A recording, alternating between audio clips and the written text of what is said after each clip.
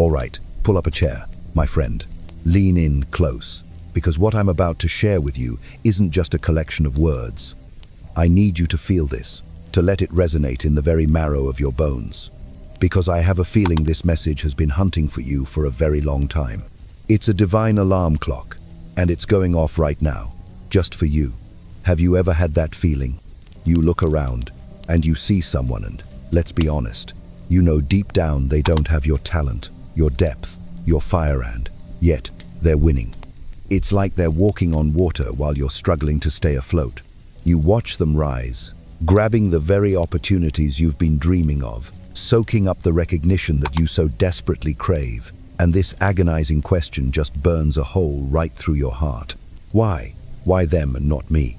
I've been there, staring at that same ceiling at 3 a.m., the question echoing in the darkness. And the answer, my friend, is both brutally simple and profoundly deep. It's not their talent, it's not their luck. It's the unwavering, unyielding frequency they are broadcasting into the universe. They radiate an aura of absolute certainty. Every move they make, every word that leaves their lips, it vibrates with such profound conviction that the universe itself seems to have no choice but to bend and conform to their will. It's like their reality is being sculpted in real time by their unshakable belief in their own right to receive. They just look more certain. They move as if victory is their birthright. And in the meantime, where are you? You're lost in a maze of your own making, a labyrinth of hesitation. Your mind, a churning, stormy sea of overthinking, casts doubt on every divine impulse, questions every whisper of your intuition. You're waiting for the perfect moment, for the flawless script, for some cosmic green light that gives you permission to act. But here's the cold, hard truth. While you wait, the throne that was destined for you is being claimed by another. The crown that was forged in the fires of your own potential is being placed on someone else's head. Everything that could have been yours is being taken by someone who simply dared to act while you were trapped in thought. If these words are hitting you right where you live, if you know the sting of that missed opportunity, then you need to know you're not alone. You've found your tribe. This is your turning point. So, do me a favor. Hit that like button as a declaration of your awakening. Subscribe to this channel to begin your journey into true self-mastery. And down in the comments, I want you to type "I am ready" or just the number 777 to anchor your intention to slay that inner hesitation and reclaim the divine power that has always been rightfully yours. It's time we rise together. Let's go deeper into this mystery of certainty, because you absolutely have to understand this. Certainty isn't just a state of mind. It's a fundamental vibration, a frequency you're broadcasting to the cosmos, whether you're aware of it or not. Imagine the universe is this vast, infinitely intelligent, resonant chamber. It doesn't judge, it just mirrors. It perfectly reflects the energy you send out. So, if you're broadcasting on the frequency of doubt, that shaky, chaotic, staticky wave full of what-ifs and "I'm not good enoughs," what do you honestly expect the universe to echo back to you? It's going to give you more reasons to doubt. It's going to manifest more obstacles that validate your insecurity. It's going to put you in more situations where you're on the sidelines, watching others live the life you're too afraid to claim. I want you to really let this sink in. Doubt is a prayer for what you don't want. It's an active, powerful form of manifestation that is laser-focused on failure. It's a garbled, confusing signal that repels your desires and creates a reality of almost and not yet. Certainty, on the other hand, is a clear, pure, resonant tone. It's the vibration of alignment. It's the energetic signature that declares, "I am ready, I am worthy, it is already mine." This frequency isn't born from arrogance or from knowing every single step of the journey ahead. In fact, it's quite the opposite. It's born from a deep, unshakable trust in your higher self, in your soul's purpose. It's an inner knowing that you are being divinely guided, that the path is being laid before you, even when you can't see it with your physical eyes. When you operate from this place of certainty, you're not just speaking words, you're issuing decrees. You're giving the universe clear, unambiguous instructions. The people you look at and label as weaker, they might have just cracked this one essential code. They may not possess your intellect, your skill, or your depth, but they have somehow managed to cure themselves of the crippling disease of doubt. They don't hesitate, they move. They don't apologize for their existence, they occupy their space fully. And the world, which is starving for leadership and clarity, instinctively trusts them. People are drawn to the strongest, most coherent frequency in the room, and at that moment, it's theirs. Think about the great visionaries of history, the ones who were mocked and ridiculed by their contemporaries. Consider someone like Nikola Tesla. He dreamed of a world powered by wireless energy, a concept so foreign that people called him a madman. It was his certainty, his unshakable vision in the face of overwhelming doubt, that laid the very foundation for our modern world. He didn't wait for permission from anyone. He manifested the future from the sheer, raw power of his conviction. Your certainty is your spiritual armor. Every time you hesitate, you leave a chink in that armor. Every time you overthink, you create a weak spot, a place where the arrows of external judgment and your own inner doubt can pierce through. You must learn to fortify this armor, not with external validation, but with internal alignment. Meditate on your purpose until it becomes a fire in your belly. Feel the truth of your own power vibrating in your very bones. Remind yourself constantly that you are a spark of source energy, and as such, it is your divine birthright to create, to manifest, and to win. So, pause for a moment, right now. Ask yourself, what frequency am I broadcasting? Is it the clear, powerful tone of certainty, or is it the chaotic, staticky noise of doubt? Make a conscious choice. Align your vibration. Because the instant you begin to move with unwavering certainty, the universe will begin to conspire in your favor, rearranging itself to match the new reality you have just declared. The real tragedy of your unfulfilled potential, my friend, unfolds in those microscopic moments of hesitation. It's a sacred betrayal of your own soul, happening in the silent gap between a divine impulse and your delayed action. The universe, source, your higher self, whatever name you give, it doesn't communicate in long, logical essays. Its language is intuition. It speaks in flashes, in sudden urges, in that deep, gut-level knowing that says, do this, say that, go there. This is the divine guidance being offered to you, a golden thread presented in every single moment. But what do you do? What do I do? Instead of grabbing that thread with trust, we activate the mind that pre-programmed, fear-based mechanism designed to keep us safe by keeping us small. And your mind immediately launches into what I call paralysis by analysis. It starts the interrogation. Is this the perfect time? What will they think of me? Do I have all the information? What if I fail? What if I succeed and can't handle it? Every one of those questions is a heavy chain, binding you to the floor of your current reality. Each one is a tiny act of treason against that divine spark within you that is begging you to move. And while you're locked in this self-made prison of overthinking, someone with a little less fear and a lot more trust seizes the moment. They make the phone call you've been putting off. They speak the truth you've been too afraid to even whisper. They launch the very project you dismissed as not quite perfect yet. And they, my friend, are the ones who collect the rewards that were meant for you. Life doesn't punish hesitation. It simply moves on. Life's energy flows like a river, and it naturally moves towards those who are willing to flow with it, not those standing on the bank, analyzing the current. I want you to think back to a specific moment in your own life, a missed opportunity, an unexpressed love, a dream you let die on the vine. Really feel the sting of that memory for a second. Now, understand this. That pain doesn't come from failure. It comes from inaction. You weren't defeated by an external force. You surrendered before the battle even began. This idea of waiting for the right moment is the biggest lie the ego ever sold. The right moment is always, always now. The divine guidance is always present. The power is always within your grasp, but it demands your immediate consent. It requires your willingness to leap into the unknown, armed with nothing but that inner knowing. You have to learn to distinguish between the pure, calm voice of your intuition and the loud, frantic shrieking of your fear. Intuition feels expansive. It feels peaceful, even if the action it's calling for is scary. Fear, on the other hand, feels constricting, chaotic, and it loops on repeat. Start honoring the quieter signal. When the impulse to act arises, take one deep breath and move. Not tomorrow, not when you feel ready, because you'll never feel 100% ready. Act now. Shatter the illusion that you need more time, more money, more permission. That's a trap designed to keep you powerless. You have everything you need in this very moment. Your power lies in your ability to say yes to that intuitive nudge before your conditioned mind has a chance to scream no. Every time you hesitate, you are handing your power over to your circumstances.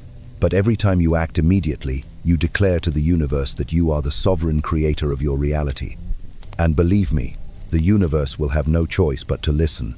Now, let's talk about power, because you need to grasp this fundamental truth. Confidence isn't some passive, feel-good quality. It's an active, offensive weapon. It's the sword you use to cut your own path through the dense jungle of the world's illusions. And here's the unbreakable law of this energetic universe we live in. If you don't carry that sword, if you don't swing it with purpose and conviction, it doesn't just sit there gathering dust.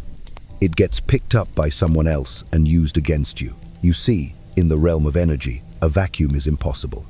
Your personal space, your reality, your destiny, that space isn't filled with the unshakable authority of your own confidence.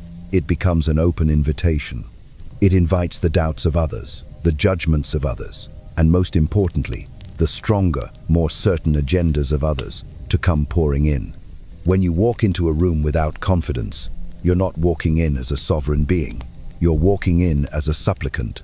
Your hesitation, your downcast eyes, your quiet, questioning tone of voice, these are all subconscious signals that scream, "I'm not sure if I belong here. I am willing to be subjugated." My will can be easily overridden, and those who are anchored in their own power, whether they're conscious of it or not, will instinctively claim that energetic territory. They will take the lead. They will make the decisions. They will command the resources.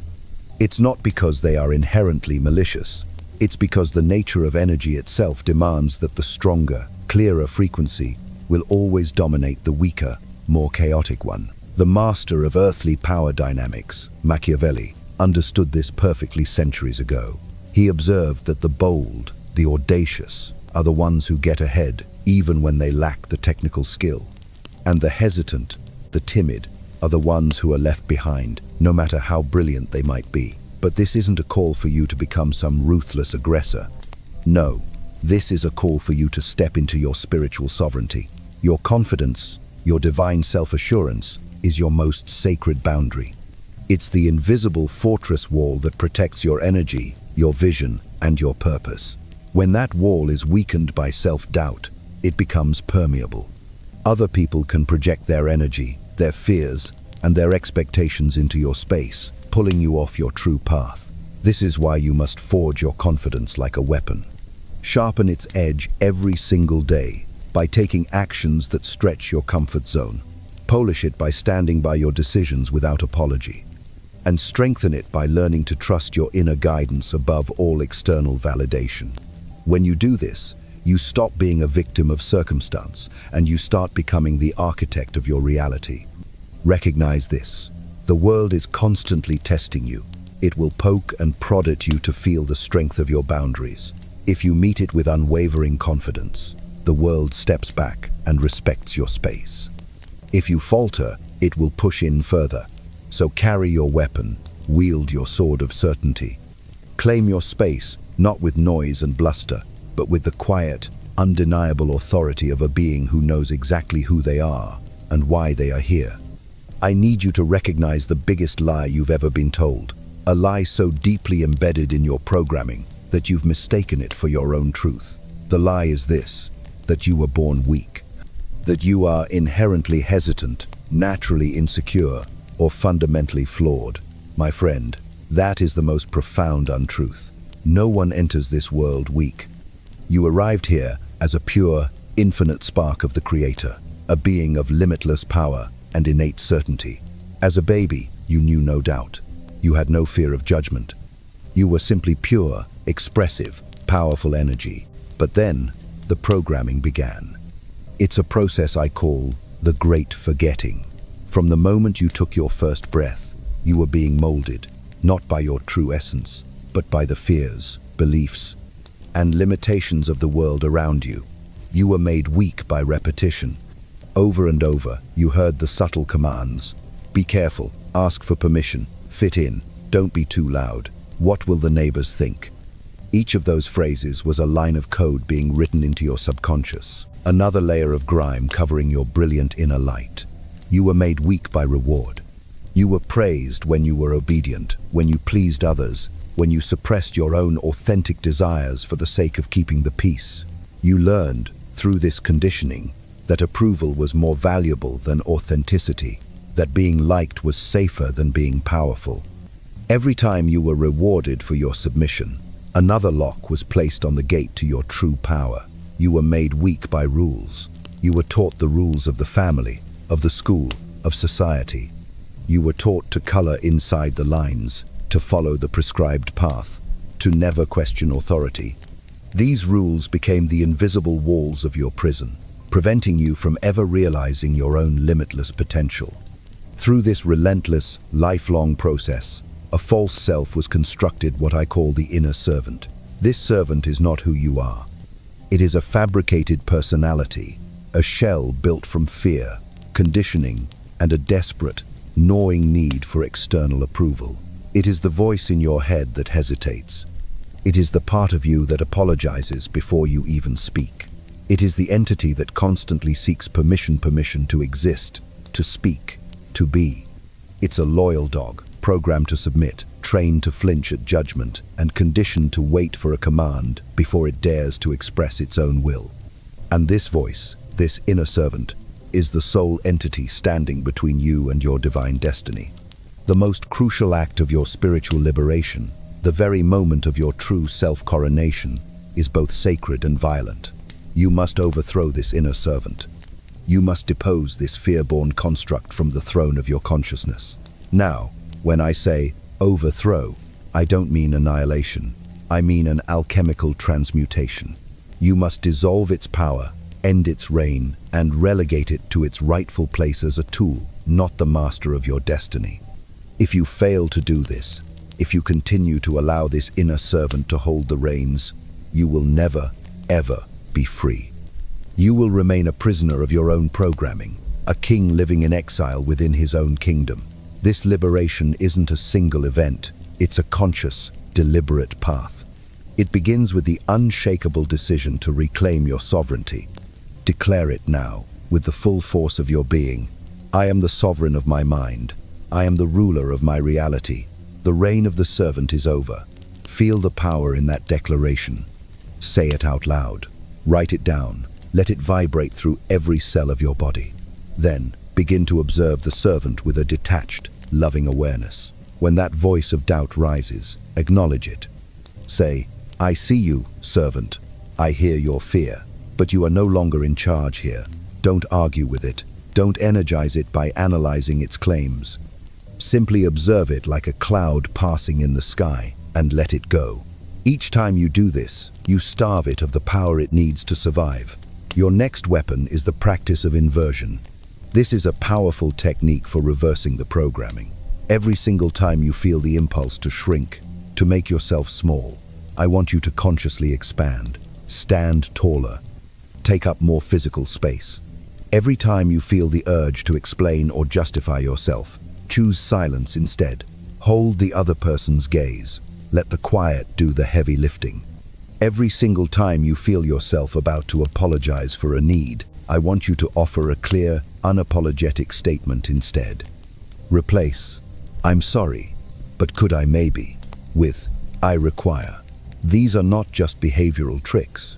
These are ritualistic acts that are actively rewiring your neural pathways and shifting your energetic signature.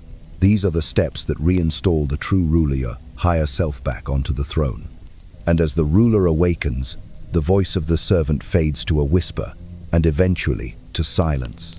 You no longer operate from fear, you operate from purpose. You no longer seek approval, you create from your own authority. Your weakness isn't just tolerated anymore, it is replaced. It is replaced by a strength that is not loud, but unshakable, not arrogant, but absolute. You are no longer an echo of the world around you. You are the voice the world has been waiting to hear. This is your coronation. Claim your throne. Your transformation becomes complete when you master the subtle, potent art of presence. It's about learning to move as if you own the room, not because someone told you to, but because, on a soul level, you know you do. A truly powerful person doesn't enter a room with a bang. They enter with presence. Their silence is louder than another's shouts. Their calm is more intimidating than another's aggression. The entire atmosphere of the room shifts, not because they demand attention, but because their very being emits such a high, coherent frequency that the lower, chaotic energies around them are forced to realign. This is the effect of a true sovereign. Think about how predators move in nature. A lion pads through the savannah with a slow, deliberate grace. Every movement is intentional. It doesn't sprint unless it's time to strike. Until then, it waits, calm, ready, conserving its energy. Its lack of hurry is precisely what makes it so terrifying. In stark contrast, most people scramble through life. They talk fast, they move fast, they interrupt constantly. All of it is a desperate, subconscious attempt to impress, to justify their existence. They broadcast their insecurity through their lack of stillness. They are energetically placing themselves beneath the judgment of everyone else, because they are constantly competing for a scrap of validation. When you learn to move as if you own the room, you slow down. Your movements become deliberate, not because you're unsure, but because you are in no hurry. You understand that time serves you, not the other way around. Your posture alone speaks volumes before your mouth even opens. You stand tall, shoulders back, your gaze direct. You occupy your physical space without apology. You don't lean in anxiously to be heard. You lean back slightly, creating a gravitational pull that draws energy to you. People will find themselves leaning in to hear you, not the other way around. Because confidence at this level isn't about being liked. It's about making others question their own position simply by being in your presence. So, you carry yourself as if you've already won the game. Not with arrogance, but with the profound peace of someone who is no longer competing because they have already chosen themselves. If others respect you, good. If they don't, even better. Because, my friend, indifference to approval is the final, most potent form of power. And if the room wasn't yours when you walked in, by the time you leave, everyone in it will remember it as if it had been. Not because you demanded it, but because you never had to. When you speak, I want you to speak as if you cannot be denied. Your words are not just sounds. They are weapons. They are decrees. They are the very tools you use to sculpt reality. Most men, you'll notice, speak as if they are asking for permission to exist. Their sentences will often have a rising intonation at the end, turning a statement into a subconscious question, a plea for validation. I think maybe we should go this way. They use filler words, like. You know that bleed their authority and broadcast their uncertainty. Every one of these verbal hesitations is a crack in your armor, an open invitation for someone else to challenge you. You can spot them instantly. The nervous laugh, the endless rambling of, I think, maybe, I'm not sure, but they speak as if they are apologizing for taking up space. That isn't speech, that is self-sabotage. Machiavelli knew the truth. Power isn't always in what you say, but in how you say it. When you speak as if you cannot be denied, people stop analyzing your words. They submit to the sheer weight of your certainty. Because here's the secret to the game. People are not logical creatures. They are emotional creatures. They don't follow truth. They follow conviction. If you sound sure, they assume you are right. If you hesitate, they assume you are not worth listening to. So, what does a Machiavellian voice sound like? It's slow. It's calm. It's final. You speak as if your words are not open for debate, as if each sentence is a decree handed down from on high. You speak like someone who already expects to be obeyed. It doesn't matter if you're in a room full of experts. If you sound like a decision, they will defer. That's the first rule. Sound like the end, not the beginning. And here is what most will never tell you. You don't need to speak often to be respected. In fact, the more you say, the more chances you give others to decode you, to challenge you, or worse, to stop fearing you. So, speak less, mean more. And when you do speak, eliminate all softness. No filler words, no rambling explanations, no apologies. Never say the phrases, "I'm just saying," "I could be wrong," or "I don't know if this makes sense." But these are escape hatches for the weak. Burn them, say what you mean, and leave it hanging in the air. Let others deal with the silence that follows. Because that silence, after a strong statement, is incredibly powerful. It dares people to challenge you, and most of them won't. Why? Because they are too afraid of what else you might say. You have to understand this. The tone of your voice is your true message. The words are just the surface. But your tone, your calm, grounded, deliberate tone, tells people exactly where you stand in the hierarchy. You want to rise? Lower your pitch, slow your tempo. Remove the nervous, frantic energy. Sound like someone who has nothing to prove and everything under control. Sound like a man who has already made up his mind and is simply expecting the world to catch up. You don't win conversations by being louder.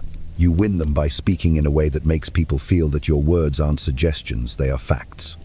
This is how rulers speak, how generals speak, how kings in exile speak right before they take back their thrones.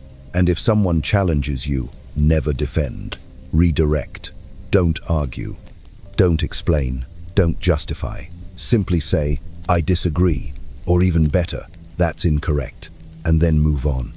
Because when you refuse to debate, you signal something terrifying, that your reality is not up for negotiation. That is how you control a room without ever raising your voice. Because confidence isn't volume, it's gravity. It's the invisible weight behind your words. It's the assumption that when you speak, others should listen. And when you speak, the room should feel it. Not through noise, not through arrogance, but through unshakable, foundational certainty. You are not trying to be right. You are speaking like someone who cannot be wrong. You are not trying to be heard. You are speaking like someone who doesn't care if others agree, because you know they will, eventually. That is power. And from this point forward, it is either how you speak or you stay silent. The ultimate alchemy of power, my friend, is learning to transform rejection into control. To the weak, rejection feels like a wound. It's a personal condemnation that validates their deepest insecurities. But to the powerful, rejection is a signal. It's a gift. It's a message from the universe saying, "You were too available, too obvious, too desperate. Good. Now you know what needs to be destroyed." You must understand this. Rejection is never personal. It is always positional. People reject what they believe they can survive without. So, if they said no to you, it simply means they believe they lost nothing of value. That's not an insult. That is invaluable intelligence. Now you know where they stand, and more importantly, where you stand. This means you can now reposition yourself to strike back later, when they are weak and you have become untouchable. Step 1. Never, ever appear affected. The moment you show pain, they win. This isn't even about them anymore. It's about your legend. A Machiavellian mind doesn't panic when a door shuts. It uses the sudden cold to its advantage. You weren't rejected. They were disqualified from accessing you. Rejection is only real when you acknowledge it as such. So, you don't react, you evolve. Step 2. Withdraw your presence like a weapon. What happens when something you took for granted suddenly disappears? You begin to feel its weight, its value. This is precisely what you do when you are rejected. You vanish. No explanations, no emotional farewells. Just a clean, strategic absence. And while they feel the void you've left, you are in the shadows, building. Machiavelli said, "Men ought either to be well treated or crushed, because they can avenge themselves of lighter injuries, of more serious ones they cannot. So don't hurt them. Make them irrelevant. Make your silence louder than your words ever were. Make them wonder where you went, how far you've gone, and if they ever truly had access to you at all." Step 3. Reframe the narrative. Rejection only holds power if it looks like you were the one chasing something. So, you must rewrite the story, not for them, but for yourself. You weren't rejected. You selected yourself out of a game that was too small for you. You allowed them to say no, because you were observing their behavior, testing them. You gave them one chance to prove they had the discernment to recognize power. They failed, and in that failure, they told you everything you needed to know. Now you vanish and upgrade. Step 4. Convert rejection into control. This is where you win. Rejection is the ultimate clarity. Most people live in a fog of confusion, never truly knowing who respects them, who uses them, or who fears them. But rejection cuts through that fog like a razor blade. Now you know who is blind. Now you know where your power currently has no impact. So what do? You refine your edge. You sharpen your image. You amplify your value so loudly that the very people who once ignored you now have to explain themselves when they speak your name. And the next time they come back, and trust me, they will, you don't even need to reject them. You have already evolved far beyond their reach. That is control. Silent, permanent, elegant. Step 5. Weaponize your comeback. The goal is never revenge. Revenge is emotional and messy. Machiavellian power is always calculated and cold, so you don't try to get back at anyone. You let time and your own ascension handle that for you. You reappear only when your presence itself creates a profound discomfort for them. When your success is so visible, so undeniable, that they cannot avoid it. When the person who rejected you is now watching you dominate the very space they thought you didn't belong in, you say nothing. You offer no spite, no sarcasm, no ego. You offer a simple glance, or better yet, no glance at all. Because now, you are not trying to be accepted. You are setting the standard. My final word to you: rejection is not defeat. It is the test. It is the filter. It is the fire that shows you what needs to be culled, what needs to be cut, and who needs to be left behind. So remember this: you weren't rejected. You were redirected. You were redirected toward a version of yourself that doesn't ask twice, doesn't flinch, and doesn't wait to be chosen. Now go build in silence, and return as a force they can't reject, even if they want to. You've been reshaped, not inspired, not motivated, rebuilt from the inside out. You killed self-doubt, not with affirmations, but with action. You didn't wait to feel ready. You moved, you acted, and you learned that power doesn't belong to the perfect, it belongs to the bold. You took rejection, and you turned it into fuel. No more chasing approval. Now, you let people feel the cost of losing you. You became scarce, strategic, silent, and they noticed. You stopped entering rooms to be accepted. Now you own them through presence, posture, and precision. You no longer speak to be heard. You speak as if no one can afford to disagree. And above all, you rewired your identity. You are no longer predictable. You are no longer easily moved. You have become unreachable, emotionally untouchable. They can't provoke you. They can't tempt you. They can't shake you, because you belong to no one now. And that is what makes you unforgettable. That is what creates a legend. Not noise, not fame. Powerful silence, cold clarity, ruthless consistency. You don't need to announce your transformation. They will feel it in your walk, in your tone, in your absence. You've become the man people observe quietly. The one who used to chase, now being chased. The one who used to ask, now deciding. The one who no longer needs approval, because he became the standard. So no, this wasn't just about confidence. This was about dominance, mental, emotional, psychological. You are not here to fit in.